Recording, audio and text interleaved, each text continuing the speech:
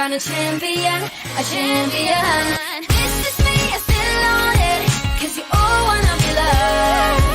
Yeah, you all wanna be loved. Happy hump day. Happy Wednesday. We're so happy to be with you. I'm smiling because we have a hot show. Look, I'm always smiling, but we have a hot show tonight, and we have even hotter co-hosts. So I'm excited to get into this one. My name is Sishi, and I'm the host for the Crimson Dynasty.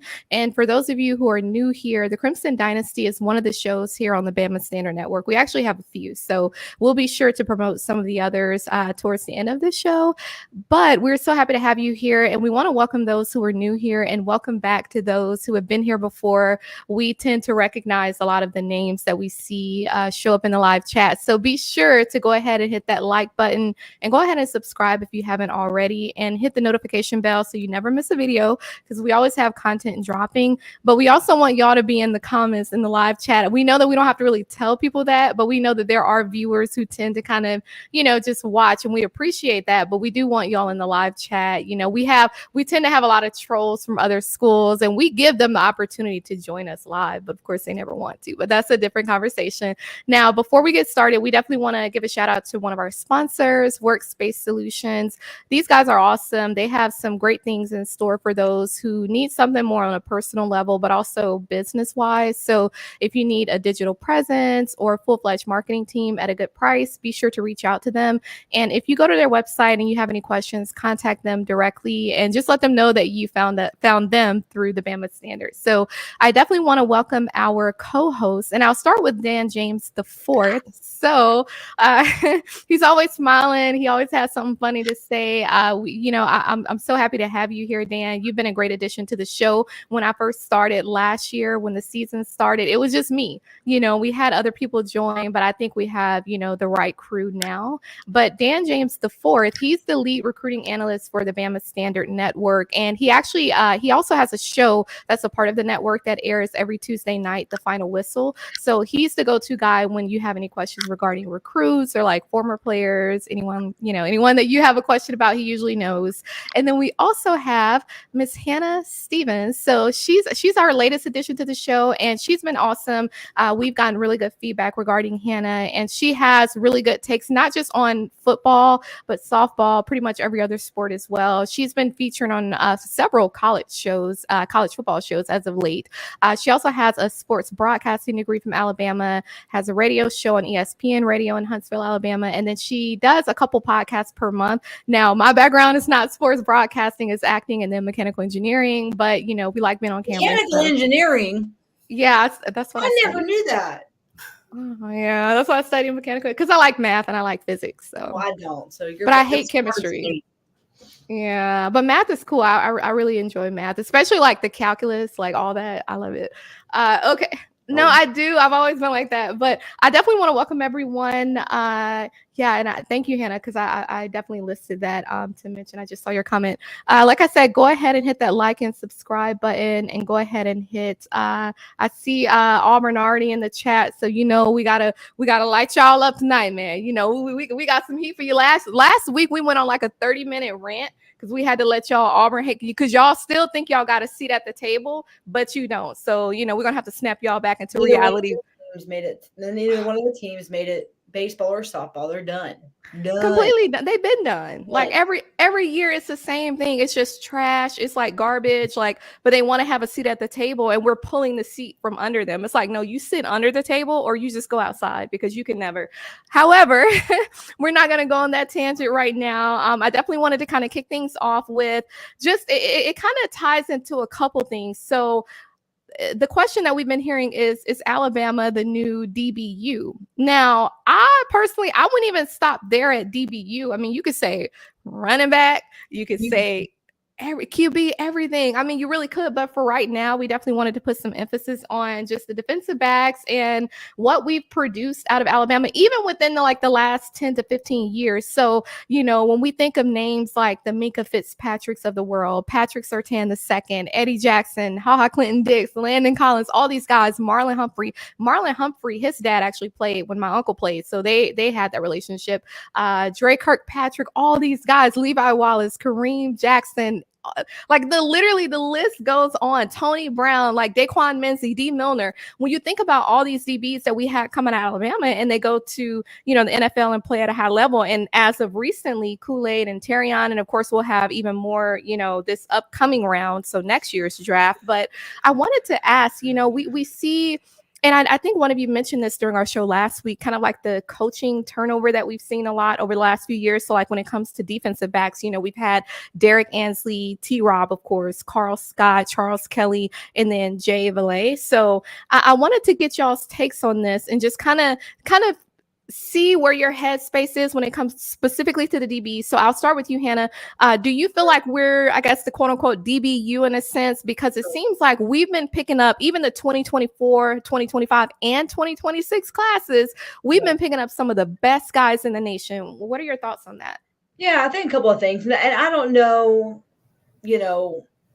what people want to say about Alabama, that's their business. But I think for sure, when you look at DB and QB, those are probably the two. Running back has always kind of been Alabama's strong suit, right? It's kind of been even before Nick Saban.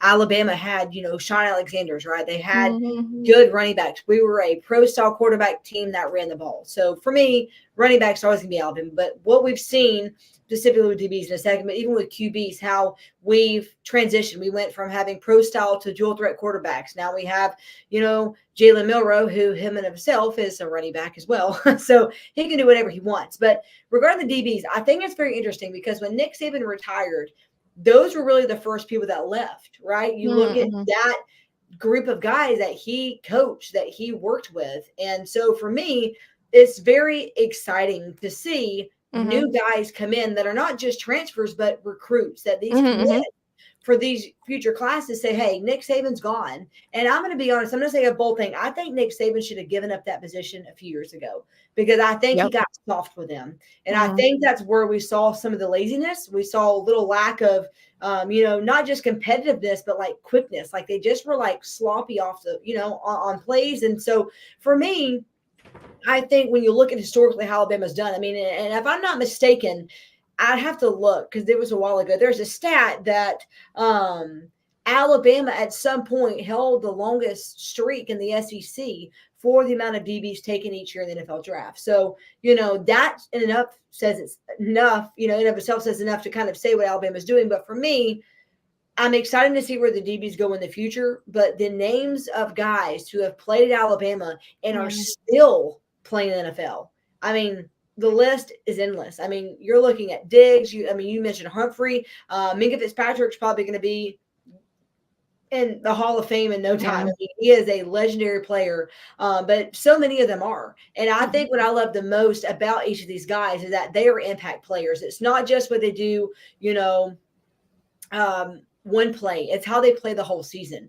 And they make every game there seems to be like, you can just go to the Alabama Football X page or Twitter page, whatever you want to call it, all the highlights of each game, pick sixes or whatever. So for me, I would say 100% Alabama is a DBU, but I think for me, I am most excited to see what happens with these new guys that come in and have a different coach than Nick Saban. Because like I said, Nick Saban's a great coach, no doubt about it, the GOAT of all time. But I think he should have given up those reins a couple of years ago, even before he retired. Yeah.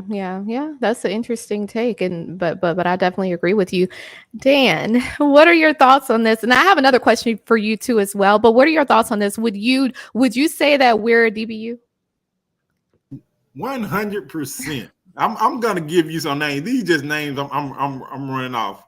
Okay. All right, Mark Barron, Dre Kirkpatrick, Kareem Jackson, Patrick Surtain, Minkah Fitzpatrick, Eddie Jackson, Clinton Dix, Landon Collins, Levi Wallace, Anthony Avery, Trevon Diggs, Xavier McKinney, Kool-Aid McKinstry, Terrion Arnold, Vinny Sinceri.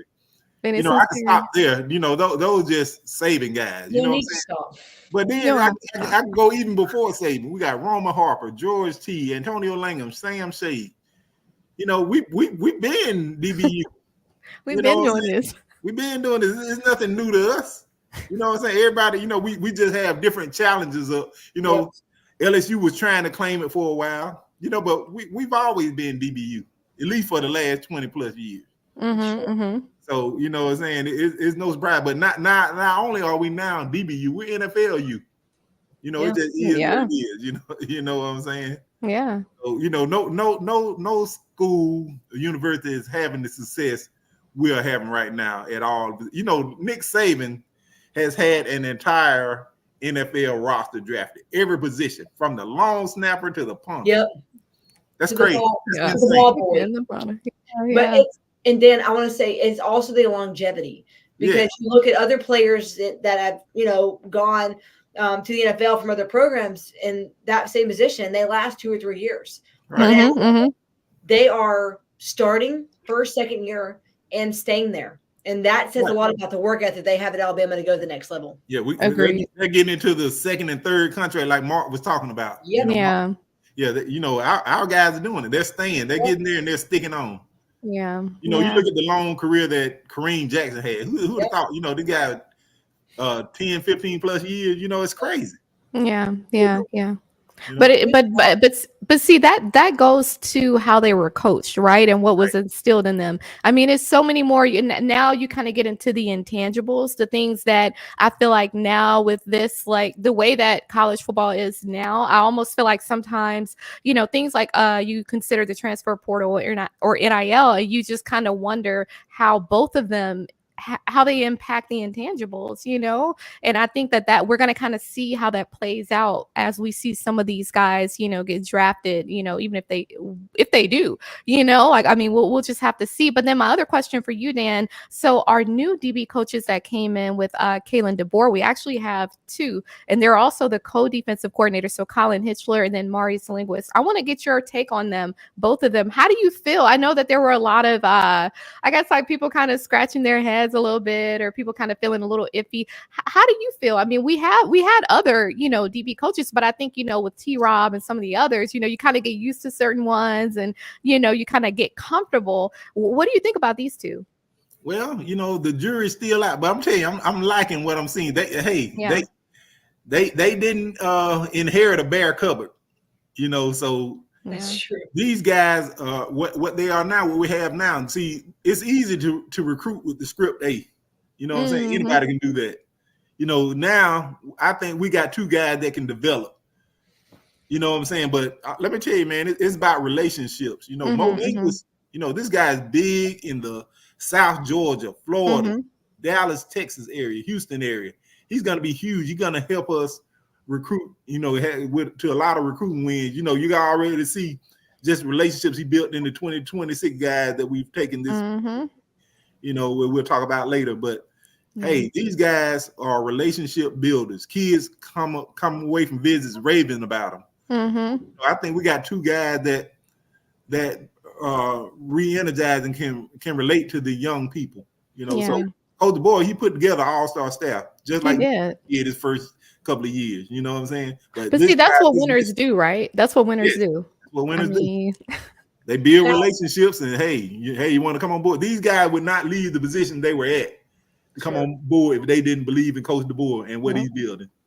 They know he's a winner. We have guys leave. Mo Linguist was a head coach.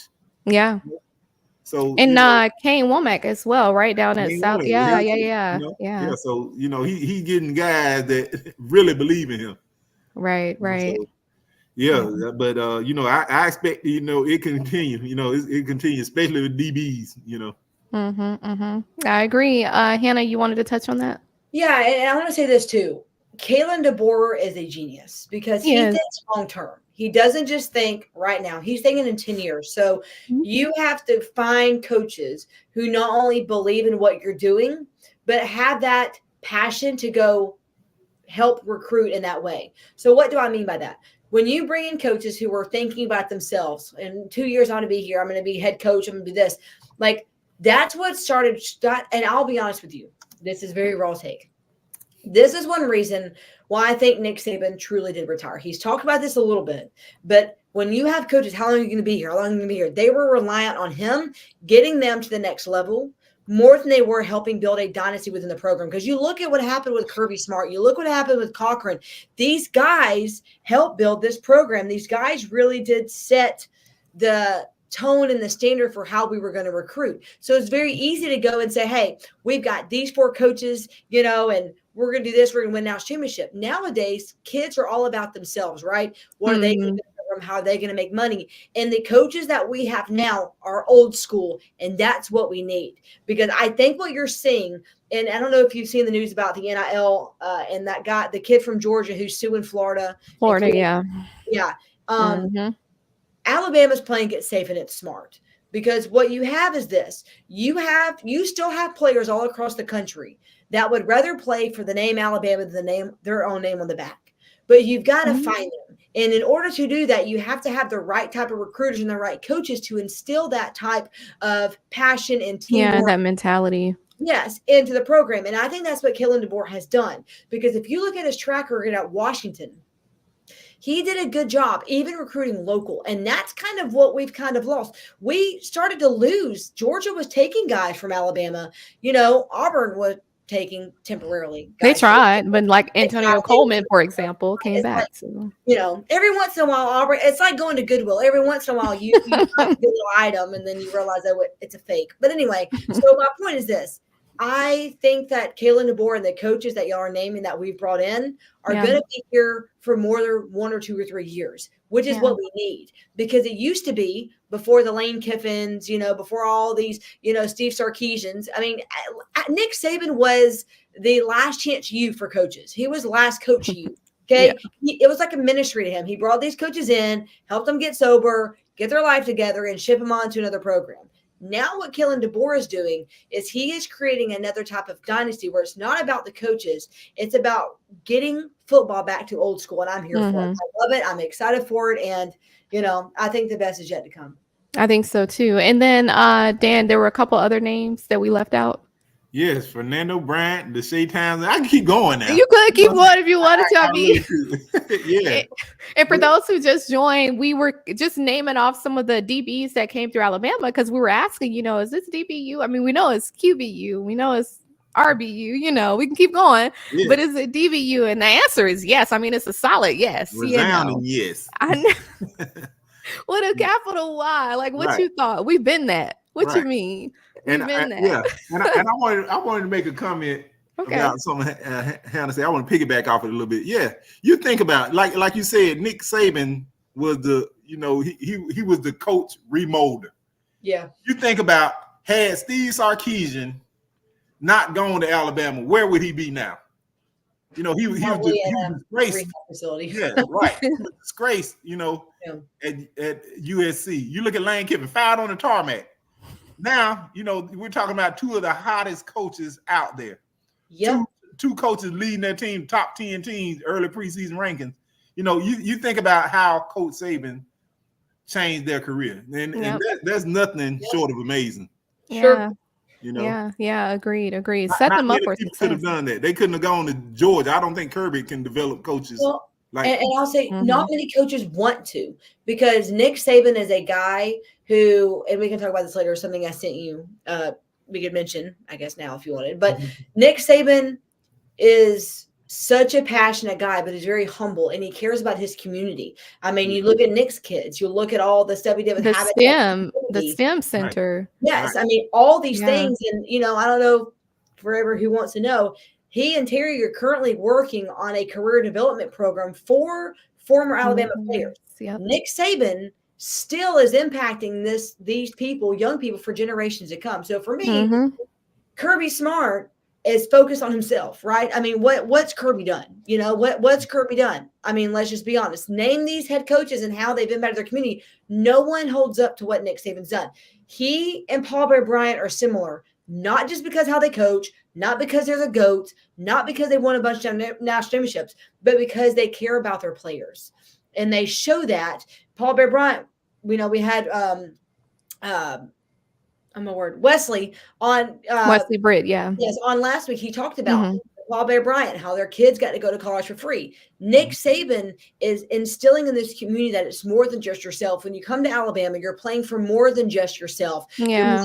Community, and the tornado, as tragic as it was a testament to that, because those players on all different programs, all different sports in Alabama, won national championships. They play for something bigger than themselves. And so for me, that's what Kalen DeBoer is working with. He is instilling in these guys, hey, we're still playing for something more than just a game. We're playing for these people. We're playing for your community. And so I love that. And I think that's one more reason why Kalen DeBoer is a great fit, because he could, if we brought in a Steve Sarkisian or Lane Kiffin, they weren't going to have that same passion. They weren't going to have that same mentality and drive.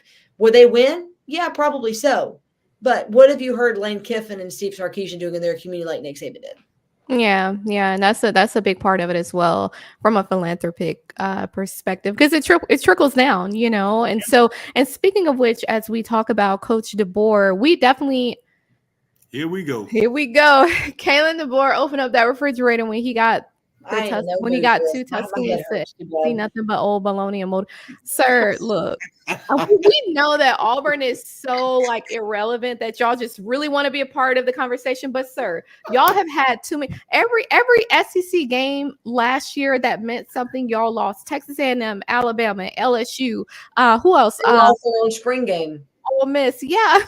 Like even your spring game was a failure. It wasn't even aired anywhere because there's no point. Like the jury is, like the jury is still out. Do y'all even have a season? You shouldn't. And to be honest, y'all should be on the chopping block to get kicked out of the SEC, because you give the SEC a bad name. It's a bad taste all around. The standard of the SEC is winning, and you all just don't uphold that standard. Like you have no reason to be a part of the SEC because you just fail.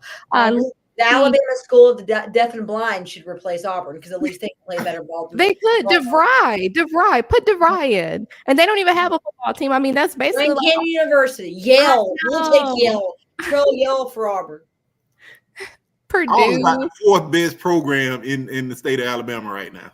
That's horrible. I just don't understand how you could be a fan of one of the worst teams in college football, especially a D1 school, and yet have the most to say. Like it literally gets Auburn's got a better record against Alabama than anybody. You know what, Chris? That's not even worth it. I mean, it's just garbage at this point.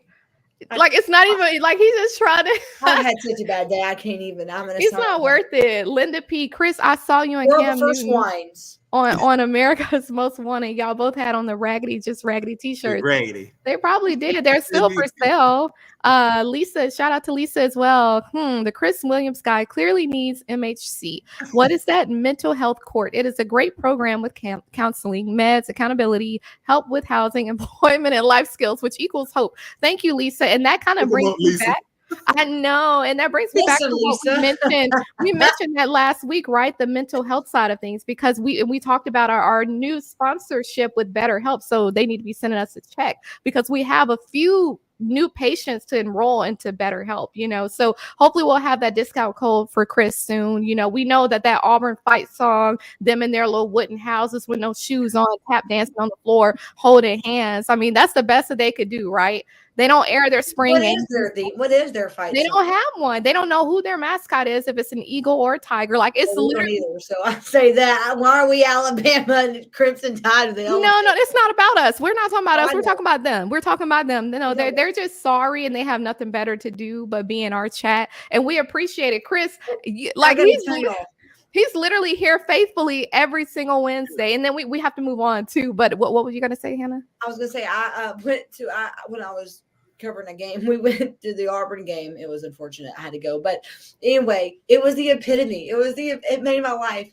That eagle flew around and got distracted and went face first into a window and just fell on the ground. And I said, well, if that is the epitome of their season, I don't know what is. I know. It saved me life. And that the Eagle owner is like freaking out, like, oh, you think a bird died? I'm like, well, that's the season for you guys. I mean, but that's their football team, right? Max so hard. Yeah, I mean, like they play against Alabama and Georgia. That's exactly what happens. It's just the ultimate failure, the epitome of failure. Like we mentioned, I mean, even Antonio Coleman, he was one of the 2025 guys that we had, and he, decommitted from Alabama in December, he committed to Auburn, but then he's like, absolutely not, and recommitted to Alabama. Like he knew that was probably one of the worst decisions that he ever made in his life. But Ryan Williams was smart enough to not even visit their raggedy campus. So shout out to him.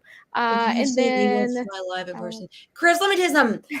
Going to y'all stadiums like going to the zoo. All right, you see, it's like the zoo and the circus together. It stinks. It's too hot. There's no air conditioning. Your water bottles are way overpriced. Okay. And that's how they make their money. Yeah, and y'all's birds are just in captive like they are at the zoo. And I have seen eagles fly, in the real world, like in freedom, like America. But y'all are not up to par. Like, the only Eagles we care about are Philadelphia Eagles. Fly, Eagles, fly. Right. That's it. Yeah, Jalen Hurts. That's it. Yep, that's it. Justin say Alabama's all-time record versus Auburn is 50, 37, and 1.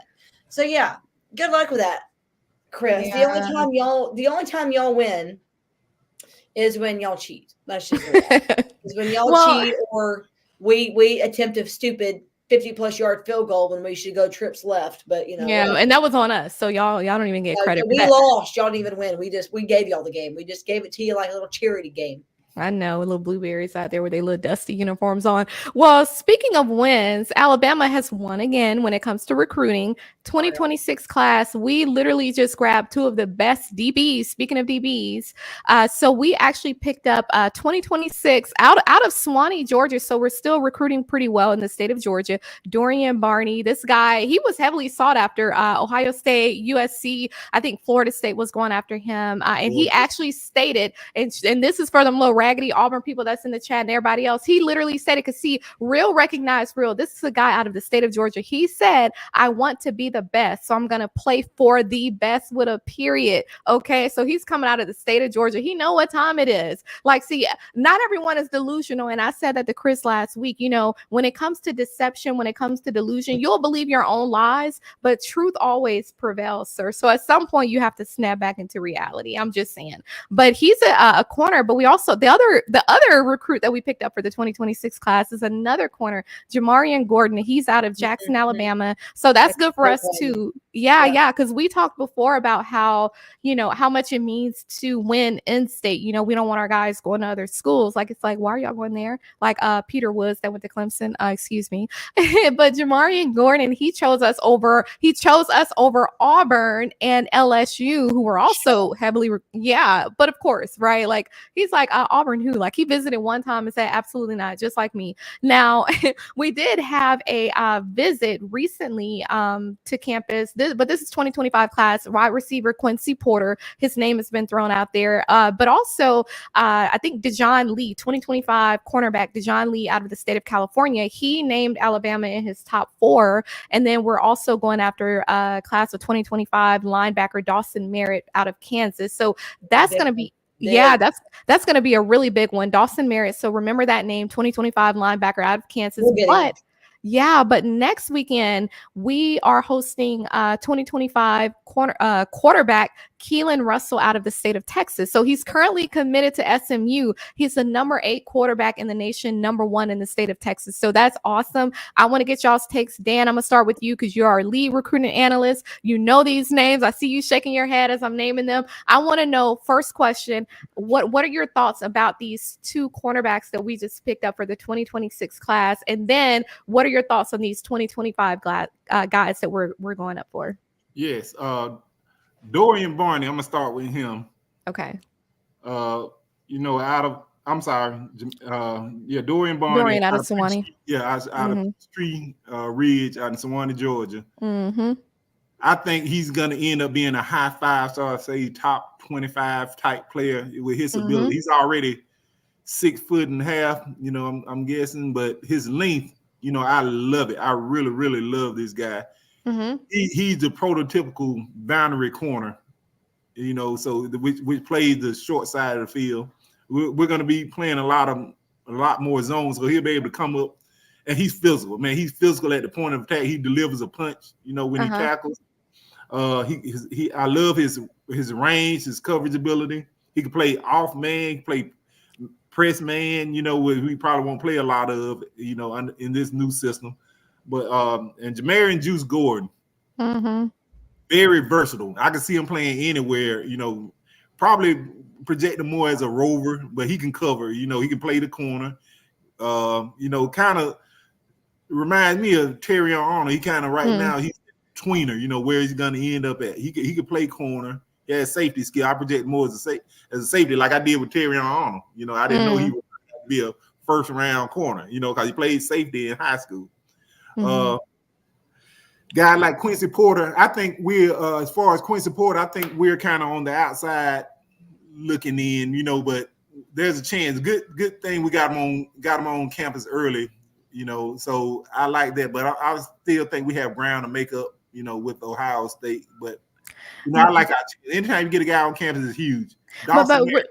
But really quickly about Quincy, do you feel like, okay, so he's 2025 wide receiver. Do you feel like we need him because you got Ryan Williams coming in, you got Bubba Hampton, you know, we got different guys, Emmanuel Henderson Jr., who may come back next. So we have a few already, but do you feel like we need to heavily pursue him? Yes, I mean he's worth it, you know, but he's definitely worth it. In this class, you know, I think the numbers are always fluid, but right now I think we're taking 3 wide receivers. Okay. And we already have one in Latia Brooks. We kind of focus our efforts on like a few receivers. So I think we like where we sit with some certain guys. Yeah. You know, we got Travis Smith Jr. Out of Westlake, Atlanta. We got, you know, Caleb Cunningham out of Mississippi. We got Quincy Porter, like you said, you know, just the name guys. And, you know, we're going after several guys trying to fill 2 more spots.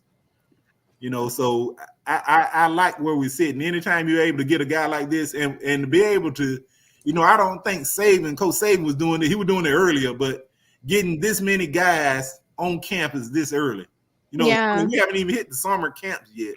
You know, it's always some guys that are going to emerge. You know, we used to, Coach Saban used to always want to wait till the summer camp to evaluate guys. You know, it worked out for him. You know, you want to evaluate guys rather than, you know, just pursue 5-star. You don't want to star chase, especially this early. You want to get through camp season and everything and go from there. But getting guys on campus, talking to them, you know, it's more than just, you know, okay, he's a great player. It's more you want to talk to him, you know, meet his parents, you know, see where his head is, you know, see how important NIL and other things, education is, you know. So getting these guys on campus is huge, and it's going to pay tremendous dividends when it comes time to reshuffle the board after summer. And as far as Dawson Merritt, simply put, it's down to us and Nebraska, and I think that's a battle we're going to win. You know, he's a coach's son. His dad coached Super Bowl teams in New York and Kansas City. So, you know, and I love his range, you know, his ability to play the wolf. I kind of liken him to Noah Carter, who we took last year. A guy that can cover and close fast. You know, that's what you're looking for in the wolf. He's long, 6'4", roughly 215. That's somebody. And Keelan Russell, the same thing as wide receiver quarterbacks. So I wouldn't worry about quarterbacks right now because Alabama is going to sign a great quarterback.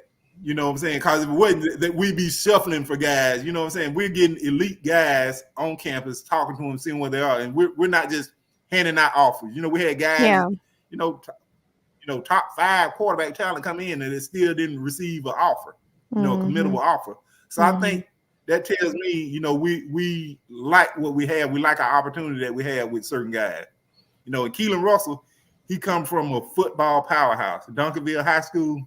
You know, out of Texas, talent. You know, So you know, I'm tell you personally, you know, he's one of my favorites. You know, I really like the guy. I like he's roughly 6'1", 205, so good size. You know, his ability to roll on the run. He's a pretty elite passer. So you know, I like him. I also like Deuce Knight. You know, it's with him, I think it's more of, you know, getting him back on campus. You know, we got him on early. I think we would have pushed. We could have got him into class, but that, like I said, that tells us, you know, tells me that we like where we're sitting at the quarterback position. I mean, I would like to see us get Juju Lewis, to be honest. I still have my mind kind of on KJ Lacey just because of that relationship that he already has. I don't know if it was Ryan Williams or Caleb Odom, but I know he had already, you know, had some relationship. So I would like, because I feel like Ryan Williams. Yeah. So I feel like that QB battle, you know, because it's going to come down to Austin Mack and Is it going to be Juju? Is it going to be this guy, Keelan Russell? So we'll see for sure. I'm gonna. And did you have anything else that you want to mention? Because I wanted to shout out Ty as well. Yes, and then we'll hand it over to Hannah. Right, like with KJ Lacey, like I said, that's a guy. If we push, we can get. I think so. Right now, we're not pushing. So that tells me something. You know what I'm saying? I really, I'm gonna tell you, I love KJ Lacey. I think he's not quite on the level as Bryce Young, but very similar. Very similar, yeah. Very, come from a great program, and he could be the guy in Tuscaloosa. We could win with him. And so, it's just a matter of, we just have guys higher on the board right now, and it's just a numbers thing right and now. The coach is looking at maybe who can maybe mold a little bit more, almost like a puzzle piece, kind of fit a little bit more to the scheme that they're considering in the near future. Really quickly, shout out to Ty Alexander. Thank you so much for the super chat. He's a loyal supporter. Yeah, I love the show. We appreciate the support. Shout out to you for being consistent. He's here literally every week. And then shout out to everyone else. I see y'all in the live chat. I'm trying to be okay. That's right, JB. Yeah, Juju Lewis. I try to think of them as pairs. So it was Juju Lewis and Caleb Odom, which were out of Carrollton, Georgia, and then it was KJ Lacey and Ryan Williams out of Saraland. Okay, so I try to keep them in my mind as pairs in a sense. Chris Williams, you can hush because Auburn can never, and you have never, and you will never. Y'all get mollywopped every single year. Every year, like you get like you're. I just don't understand. Like you're constantly in a state of failure. Like you would think that you would have better things to do right now. You could actually go down to Auburn. I don't know where you live, but you can go to Auburn. You can actually make a difference, instead of running your mouth online like you and the other trolls like to do. But of course, if all you're used to is failure, you don't care one way or the other, right? You want to listen into what we talking about because you're hoping that y'all can learn something. Just sit back, listen to what we got to say. Linda checking you as well. Like, yeah, y'all got to get him tonight and bring the rest of your minions too, because we got time tonight. But Hannah, I want to ask you the same question. What are your thoughts on these 2026, the two cornerbacks that we have? And then what about the guys who have recently visited Alabama from the 2025 class or are yet to visit, are going to visit next week, like Keelan? Well, I think Dan hit it all on the head. I mean, I have nothing really to add to what he said. He did a great job. But I think my only perspective is this. I don't think you can have too many guys at any position because you don't really know how loyal they're going to be. You don't know how swiftly they're going to want to change. And with the transfer portal, and I'll say this. At the end of last year, Isaiah Bond was never a name after the Iron Bowl that people were like, oh, he's going to leave, right? He seemed to have really found his groove. You kind of looked at him. I mean, if you look at some of the articles that were written, he was actually – kind of top 5 wide receiver, that they were looking at, even in the SEC. And so for me, that was a shock. But it's not a shock because that's how life is. And if we remember, at one point, we had Devontae Smith, we had Jerry Jeudy and Henry Ruggs all on the same team, all catching balls. And that's what Alabama could do again. If we have enough tools in the toolbox, put them all out there. I think something that Nick Saban did the last couple of years, he was really reserved. I feel like he was really hesitant, and I'm like, put him out there. I mean, why not even run Wildcats some with Jalen Milroe? I mean, why not use your players to the best of their ability? Because I'll say this, and I said this before, Derrick Henry came to talk tonight. I have a headache. Won the Heisman, even getting the ball every single time. People knew who was going to get it. We knew who was going to get it. Players and opponents used to get the ball every single time, and they still couldn't stop him. So for me, if we have numerous wide receivers, and I'll say this, let it be competition. Some of these guys have gotten lazy. They're like, oh, well, I'm guaranteed a spot. No, you're not. Because the good old Alabama days, you had to work for that spot. And even in the middle of the season, if you were underperforming, you'd get replaced. Yeah. We need that competitive drive again. A lot of these players lack that because they come in, I'm a 5-star. I don't care if you're a -1 star. If -1 star works harder than 1 5-star, then let's bring him in. Because at the end of the day, it doesn't matter what star you are. It matters how hard of a worker and how much you work. And I think that's kind of what we're seeing is that Isaiah Bond was a very good player, but he lacked that grit. When times get tough, you learn who your real ballers are. Because ballers don't care about competition. I mean, look at Michael Jordan. Look at Kobe Bryant. They were guys who were given adversity numerous times, and they never cowered down to it. They performed each and every time. And when you look at old Alabama teams under Nick Saban, I mean, let's just be honest. Some of these guys who stayed for 4 years would have easily left in the transfer portal, and they didn't because they were committed and perseverance. And that's what we've got to get back instilled in these young men. As just because there may be 3 or 4 or 5 guys you're competing with doesn't mean you're not going to get your shot, and doesn't mean injuries don't happen. Because let's just take it back a moment. If we would have had better replacements during championship games when we lost players due to injuries, we still won the game. But the problem is we were stretched so thin in numerous positions that we weren't able to put another guy in who was able to do the job.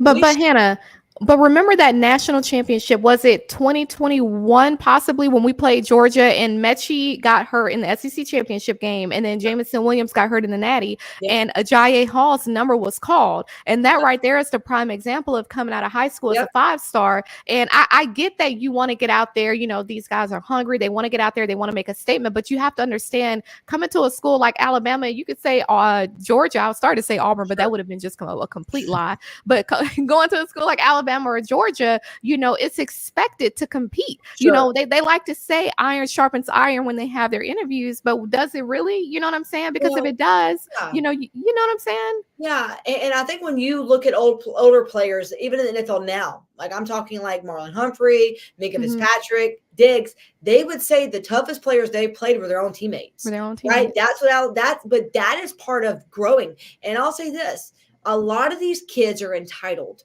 When they come to Alabama, they've been given the world on a platter, and they're like, here, you're the star player. You know, some of these guys are told freshmen in high school, if you play, and this is happening in a high school level, if you come play for me, you'll start all 4 years, regardless of who transfers here, because, you know, you can do that now in high school. They're like, you're going to get your position for all 4 years. So these kids have the mentality of, well, it's mine. But you know what? It's not yours to lose. It's yours to actually gain. And I think that's kind of what we're having to do with these players, is reel them back in and say, listen, sit down, Charlie, fight for your job, and know that every rep is an honor to play. Because when you realize that anything can be taken away from you, the Lord gives, the Lord takes away. We don't know how long we're going to be on earth, right? We don't. You know, we don't know how we're going to be here. So for me, it's taking every moment with gratitude and appreciation, realizing that you may or may not have another game to play. We've seen Prothero, right? We've seen Kenyon Drake. I mean, Kenyon Drake is incredible, but he had almost 2 career-ending injuries. And how did he recover from that? He worked his rear end off to get back to where he is. Even the NFL. So for me, if we can instill in these young men, and that's why I say, I don't care how many, I would love to have 5, 6, 7 wide receivers in the bucket, because you don't know how loyal they are until they're faced with adversity, until they have a team that doesn't win a national championship, until they lose a Rose Bowl, until they get offered NIL money. You don't know what they're going to do. So if you only recruit 3 and then 2 others are like, you know what, Texas offered us a Lamborghini and you're stuck with a Jeep, by the way, you know, what does that say? What does that do to your team? So for me, if we can have as many players as we can in each position, I'm here for it. Even if we don't need that amount, we could use them. And that's how we've always, you know, done so well and continuously been able to do so well. Now, I definitely wanted to quickly give a shout out to another one of our sponsors, Whitwell Sports. Shout out to them. You know, we always talk about the title towel. It's been dubbed a different name specifically for the haters, specifically the Auburn haters, the Raggedy Rags. So when y'all get y'all's down there in Auburn, because we're gonna ship them to y'all in bulk, be sure to throw that thing around, wave it around in your little raggedy stands, because y'all ain't got no shakers. You don't have a fight song. So we're hoping, you know, that can kind of amp y'all up. So be sure to visit whitwellsports.com to order your title towel. Your game day is not the same without it. Go ahead and get your orders in before the season starts, because we know that they're going to wrap up around that time. And be sure to use the promo code STANDARD at checkout to receive an exclusive discount. Now, I definitely wanted to kind of pivot a little bit to a different sport. I know we talk a lot about football, but, you know, as of late, we kind of touched on softball a lot as well, because we know that we went to regionals, and, you know, we have mixed feelings about that. Like, should we have gone? You know, there's still some changes that we really need to see. And I believe this next series we're going to be playing at Tennessee. And so I wanted to get y'all's takes on this. I know we touched on a little bit last week, but I want to get y'all's takes on this. I mean, I don't want to see us get embarrassed. I know our baseball team kind of, they're out of the tournament, but I want to get y'all's takes on this. And Hannah, I'll start with you. I know that you're pretty passionate about what's been going on with softball. What are your thoughts about, going up against Tennessee, and what changes do you think needs to be made, and quickly? Sure. So I think that we have seen maybe a shift, and I'm excited about it. You look at the last 2 games Alabama played, especially on Sunday, we run-rolled them in 5 innings. And that was something we haven't seen in months from this team, is actually getting runs, right? I mean, when you get 10 plus points in a game, I mean, you can beat anybody. So for me, I think a couple of things have happened. I think this team has kind of found an identity of being the underdog, and that's what you need to do, because there's only one other year that Alabama has actually ever made it to the Women's College World Series not being the top seed. Whenever Alabama's been the lower seed, statistically, we have done poorly. But this team went into this regional saying, you know what, even in this regional, we may be the higher rank, but we're the underdog, because we could easily lose to Clemson. I mean, they struggle to get some of these smaller teams. But for me, they found the bats, and that's all that matters right now. Because if we can continue to do this, because the games we lost in Knoxville last time we played, or in Tuscaloosa when we played Tennessee, they were small games. They were small scoring games. It was 5-0, it was 3-0, and it was 1-0. We won the 1-0. So my point is this: if Alabama can continue to execute defensively, we're doing stellar. Our outfield's doing a great job catching. Our second and third basemen are doing fantastic. Base women's, I guess you would say, are doing fantastic jobs at performing double plays. And our catcher and our pitcher are doing fantastic jobs, not only communicating, but doing what they need to do, even defensively. So for me, if we can continue to hit the ball well and continue to face adversity head on like they have been, I truly believe that Alabama could win the regional and go to Oklahoma. This is not impossible. We saw last week other teams lose to underdogs. Yeah. Right?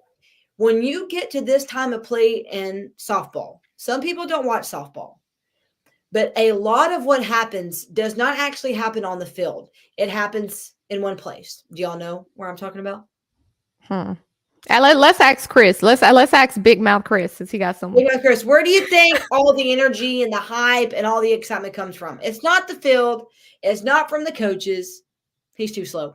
It's from the dugout. Okay? It's from the dugout. And when you look at the 2012 national championship team, what do? They danced in the rain. They would get warnings all the time when they were hitting those balls on the buckets and being loud and proud and happy and excited. That energy is what this team found this past weekend in that dugout.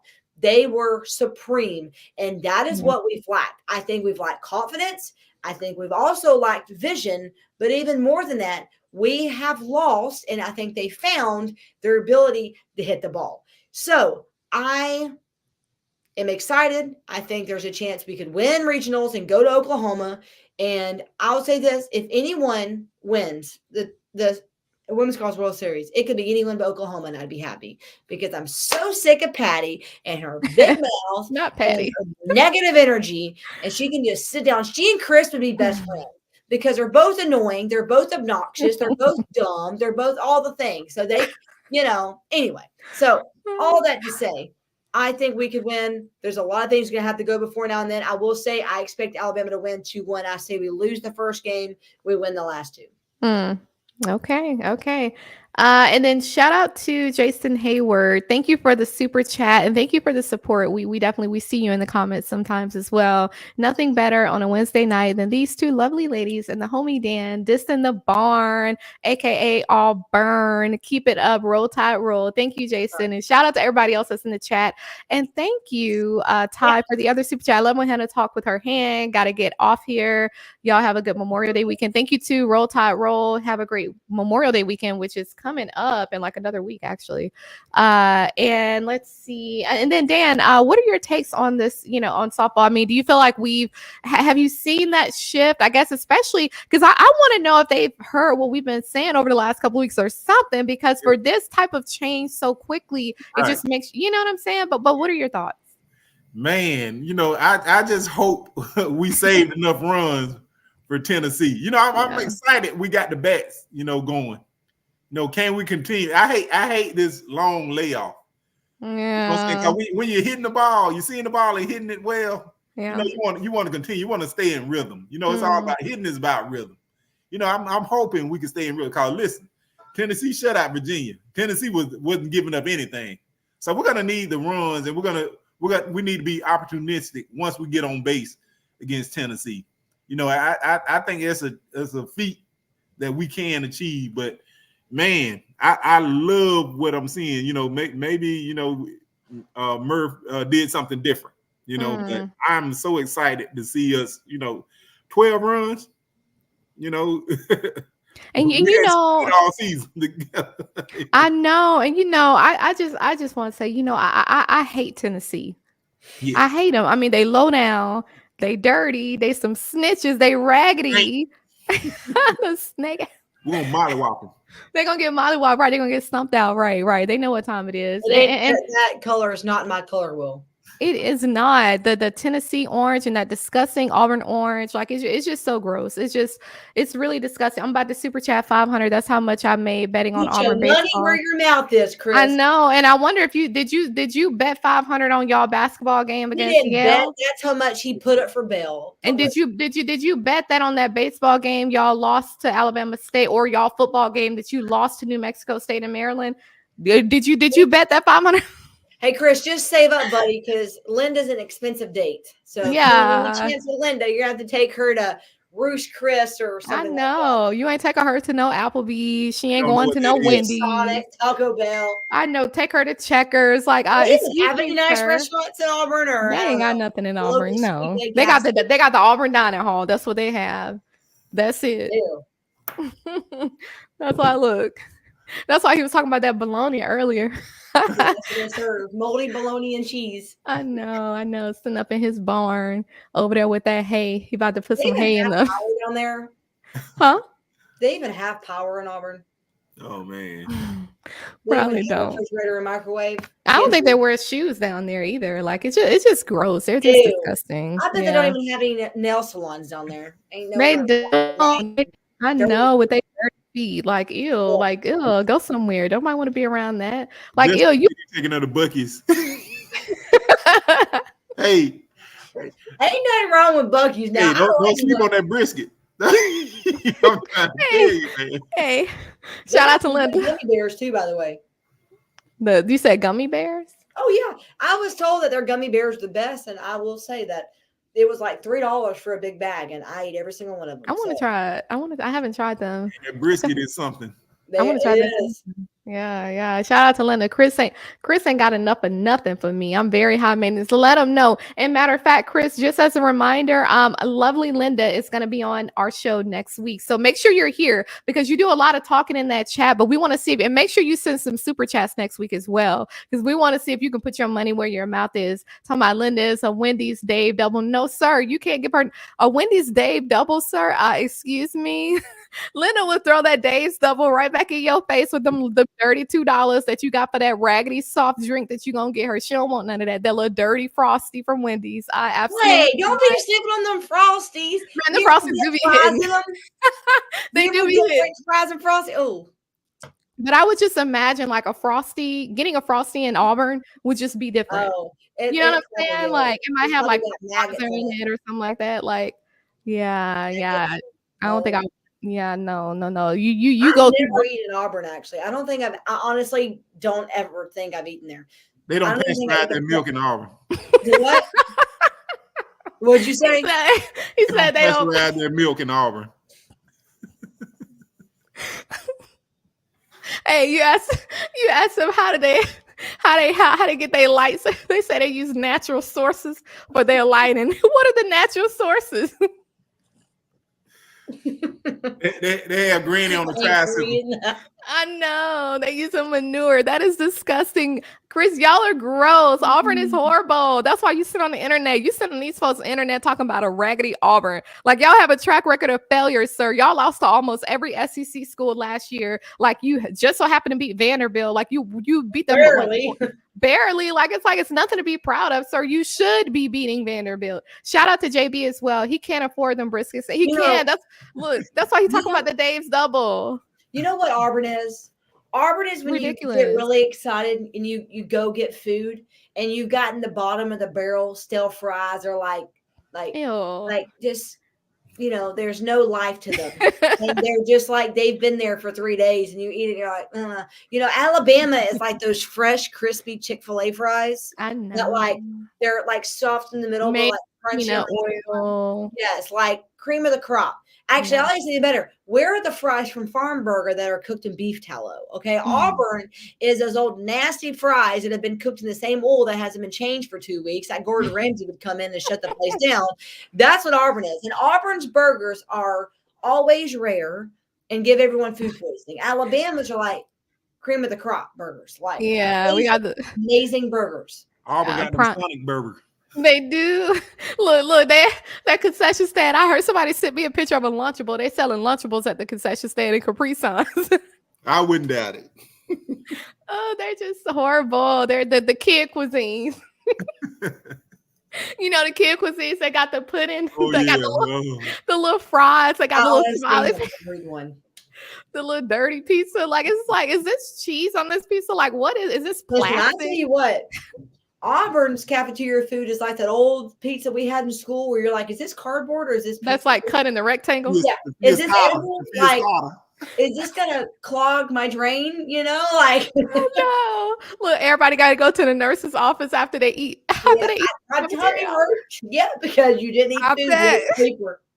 I know. They said that's their recess. They said this. They said outside to milk the cows. Chris was the kid that smelled all the Sharpies, those scented Sharpies, and ate all the Play-Doh. That's who he was in school. He ate all the Play-Doh. He smelled all those Sharpies. He sat in the corner with his. That's why he's so delirious because delusional. Was because he smelled too many Sharpies growing up as a kid. That's too many banana Sharpies right there. Exactly. Talking about I'm just listening to R. Kelly, watching y'all with a woman fed up. Yeah. And make sure you have that on repeat because Linda gonna get in that next week. Because she gonna show you that she's fed up. Look. That's a walking song next week. Yeah. And it's crazy because it's like, Chris, every single week we tell you that you have the open opportunity to join us on this show, but yet you choose to send in the comments. What has 4 teeth and 8 arms? Night shift at Waffle House in Auburn. Look, y'all going in on them. Y'all have to though, because they're disgusting. Like they really think that they have a seat at the table. Hunt's Pizza is what I'm thinking about. That nasty gas station pizza. That's what Auburn is. That Hunt's Pizza that break your teeth off. That's why they have no teeth. They bite to that Hunt's Pizza and they're like their teeth fall out. Oh my goodness. Look at Linda. I can't wait. I got so fun. I'm so excited for next week. Like Chris, and I bet you Chris gonna find some little whack excuse. And I asked him, I offered him to come on today, but he is too much of he's a coward, and he's just a little cowardly keyboard warrior. Hey, we gotta be careful because if we piss him off too much, he gonna run outside with those shoes on. He gonna get a splinter in his little dirty feet. He's gonna get parasites from all the cow poop. That is so disgusting. Look, it's so gross and it's so crazy. You never got, all those people that walk barefoot and get ringworm on their feet. That's gonna be Chris. Yeah, they're catching frogs in his old look. They collect them all. Hey, he's out there catching lightning bugs for lights in his house. I know. Hey, the back of his ankles look like this.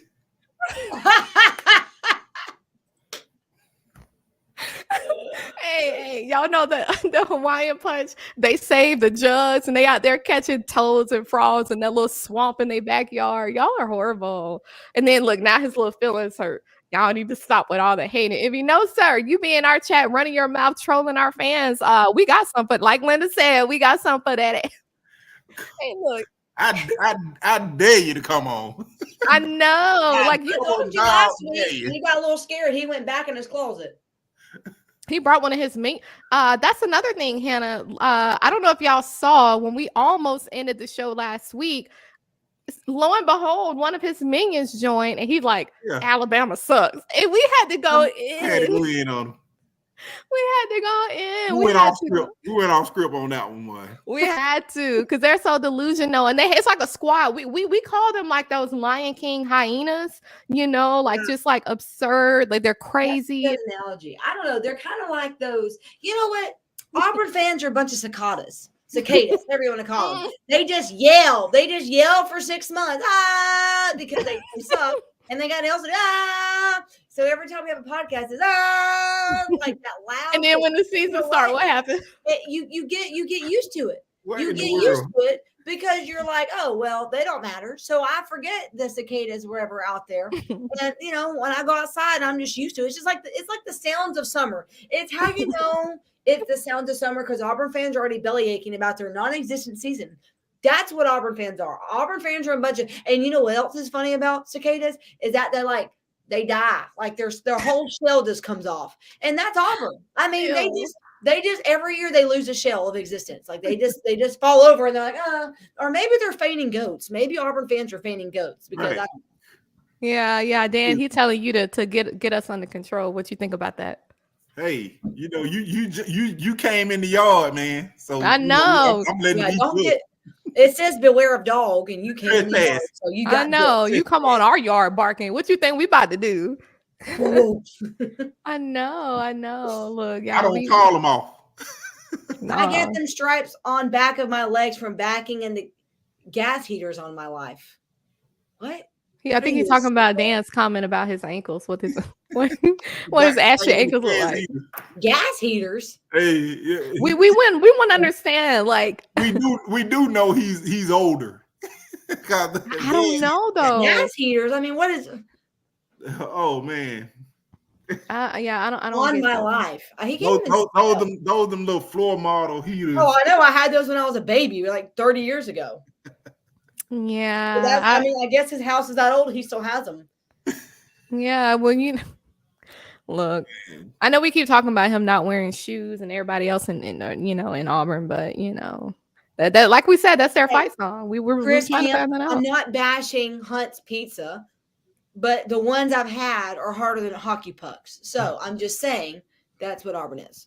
Well, he said you can call me whatever you want, but I know one thing you will call me is that's the champ. Sir, who's the champion? Because you ain't talking about Auburn and you ain't talking about yourself. You might be on a live show that's talking about champions, which is Alabama, but certainly it's not you. And that little old photo that you have. It should have said you can call me whatever you want, but one thing you will never call me is a champion. There you go. Yeah, I think that was a typo. Like he said, he be texting and going out at Kroger getting them Pop-Tarts, like he mentioned getting them 10 for 10 t-shirts from Kroger. So maybe that was a typo. We gonna chunk that one up. I missed that last week. Huh? How did I miss that last week? Well, that one was, it's been over the last couple of weeks. So every week he shows up. But last week that rant was epic. Like me and Dan, we went in. Like, cause when he brought them minions, I'm like, oh, it's showtime now. Like you wish you could. You can never. You know what time it is. We still smoking on that 4th and 31 pack. I mean, we forever smoking on that. All right. Well, I think I'm pooped. Yeah, I think we don't want to go in. Yeah, that's what we said too, Linda. We think that's a typo as well. Well, I definitely wanted to shout out. We saw JB in the comments. That's our latest addition to the Bama Center Network, our newest show. So be sure to support JB and Josh Tucker this Saturday night with Saturday Nights Talking Bama, which is our newest show at 8:30 Central Standard Time, 8:30 p.m. Central Standard Time. Show them some love, even if you pop in for a little bit, engage in the super chats and all that good stuff. Be sure to show JB some love. And I definitely wanted to make sure that we had time to pop our socials. So Dan, I'll start with you. Do you have any other shows that you want to promote or any social media? Oh yeah, definitely. We got, the final whistle every Tuesday night on this very channel. Right here every Wednesday night, all-star cast, the Crimson Dynasty. Catch me on Twitter at the Final Whistle Dan, and you said socials. Okay, my social is 55523. Not Social Security number. Oh, okay. I'm sorry. Dan, and where are you from? Where your social starts with a 555? Where'd you get that from? Where they found you from, Dan?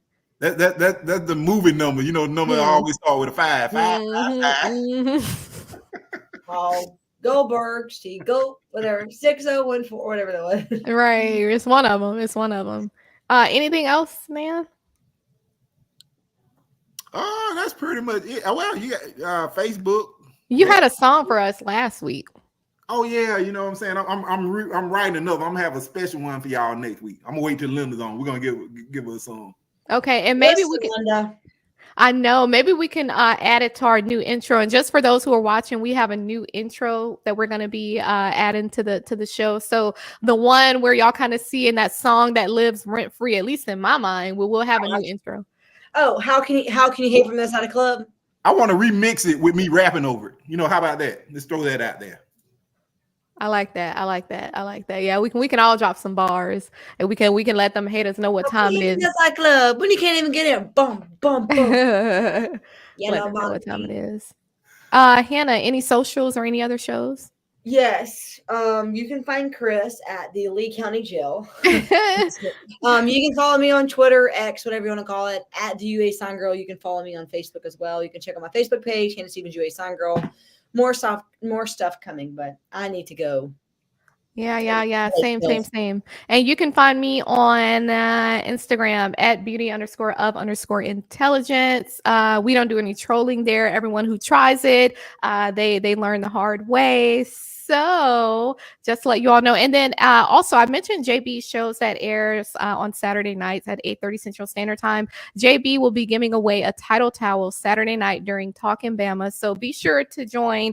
It's the title towel, aka the raggedy rag. So if you have any family or friends who for some reason chose to be an Auburn fan, be sure to buy one for them as well. So just an FYI. And then here's JB as well. Saturday night Talking Bama, 8:30 Central Standard Time, right here on the Bama Standard Network. They have a special announcement. Be sure to tune in. Be sure to hit up, that like button and go ahead and subscribe if you haven't already. Like we say that all the time, but go ahead and subscribe. And without further ado, be sure to tune in next week, same time, same place. We have our beloved Linda who'll be joining. She's always showing love in the live chat, and we want to get more of you on. So feel free to reach out to Justin if you're interested in joining.